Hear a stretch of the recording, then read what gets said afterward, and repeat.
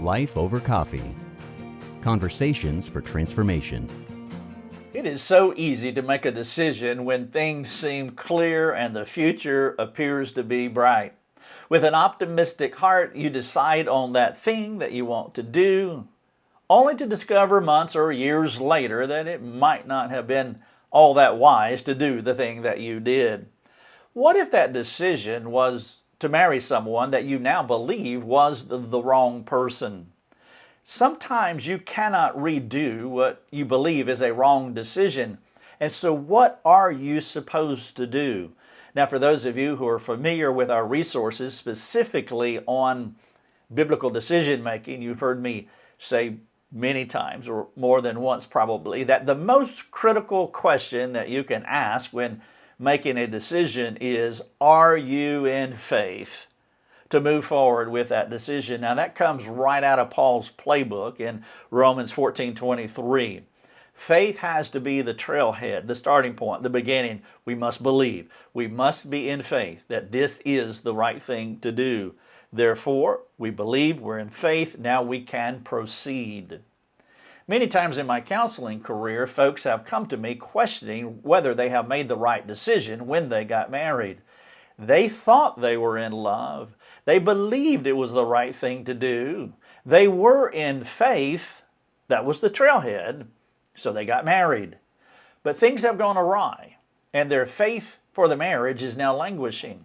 Now, there are other times, this is a second case study, there have been situations where the two people were married, but they did not have the best motives for getting married.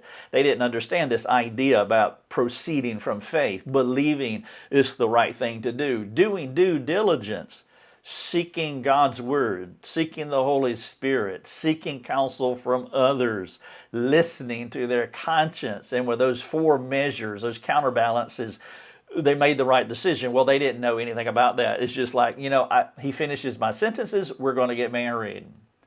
And 15 years later, they are convinced that they made a wrong decision on their wedding day. So the dissatisfied couple is asking why they should stay married. And so in the first case study, the first couple, they did not know all that they wished they had known back then. And the second case study, the other couple, they knew better, but they chose not to respond the right way to what they sensed in their spirit. These dilemmas are more common than you might imagine. Typically, when you fully unpack these two case studies, there are two primary issues that come into view. Issue number one, they have a truncated view of the sovereignty of God. I'll talk about that in just a moment. And then point number two, they have a selfish desire to escape God's work in their lives. And so let's take these two case studies. The first was in faith, and the second couple, they just did it because it felt right. And let's bring it under the light of these 2 points, a truncated view of the sovereignty of God and a selfish desire to escape God's work in their life.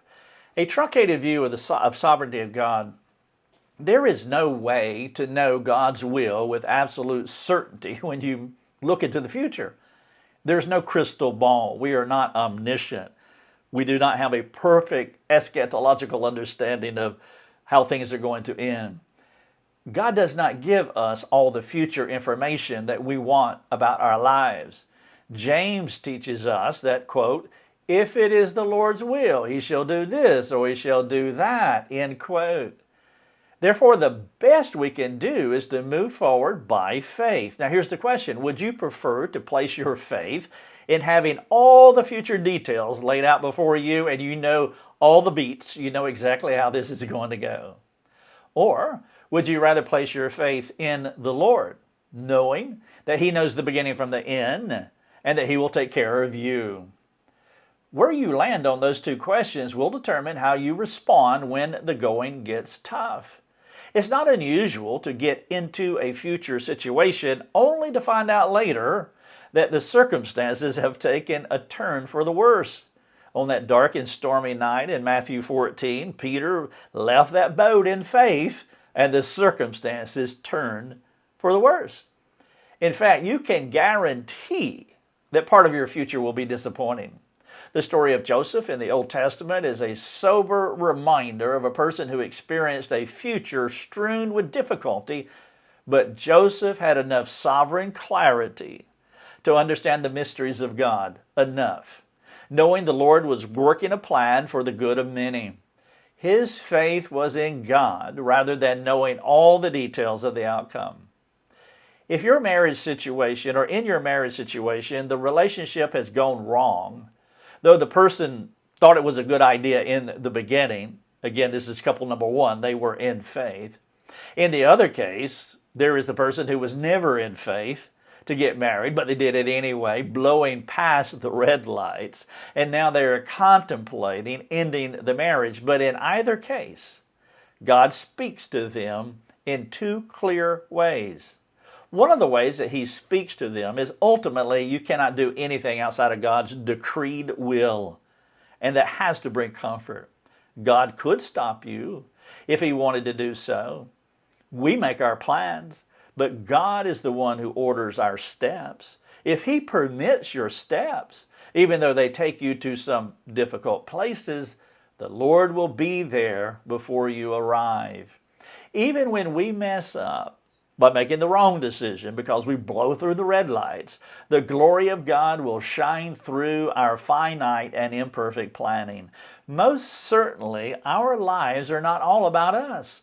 God can use sin sinlessly, and even though your choice to marry may not have been the best decision, God still guides, either by allowing, hindering, or stopping the covenant.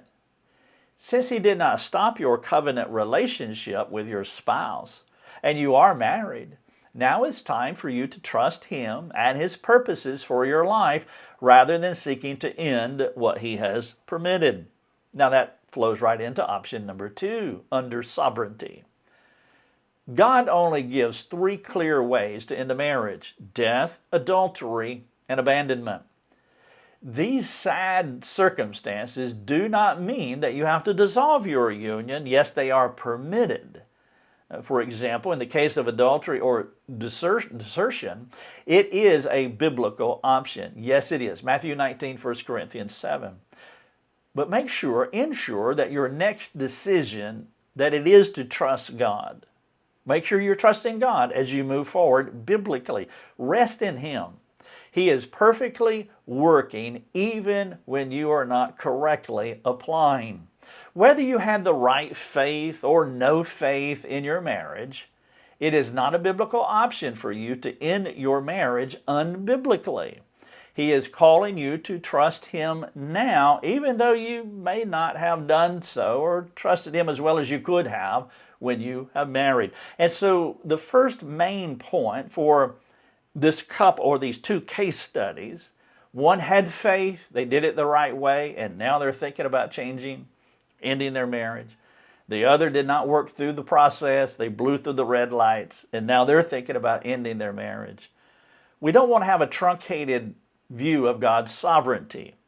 And then the second main point is we want to be careful when we have a desire to escape God's work.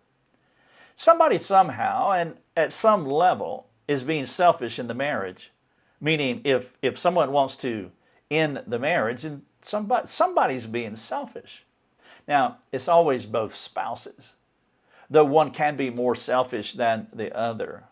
If the desire to get married were selfish, it would not be a surprise that the motive for divorce is, to some degree, is selfish as well. A better approach would be to work on the issues related to the selfishness rather than look for an escape clause to get out of your marriage. Doing things the way you want to do them may be the reason that you got married, but you don't want to make that mistake a second time by doing what you want to do because things are hard for you. If your motives are not entirely pure at this point, divorce will not rectify that problem. And so my recommendation would be to get some help for yourself, fight for your marriage. Your wisdom may be finite, and you're not entirely comfortable with where you are in your covenant or who you have married. But let me urge you to rest in the one who is not finite, the omniscient one, who can order our steps, even though we may have begun making them in the wrong way. He can lead better than anyone else. And though it may seem that this marriage was meant for evil, I can tell you that God means it for good. And so honor your covenant. It will take some work to get there, but it is worth it. Be sure to find a competent biblical person who can help you, because you're too subjective now. You need people who are outside of your marriage to help you practically. Now, it could be that the biblical right step is for you to dissolve the marriage, but we want to make sure that we don't do that in haste, and so we want to take the appropriate steps. The point here is that if you got married without taking the appropriate steps, you don't want to end the marriage without taking the appropriate steps. Now, the assumption here is that you're safe inside your covenant. If you're not safe inside your covenant, then you need to get help immediately. But if you are safe inside your covenant, before you end the marriage, you want to take the proper steps and bring in appropriate people in that would be wise, that would prove wise. And in some cases, I believe I know that you can resolve the issues within the marriage and not have to go down the road of divorce.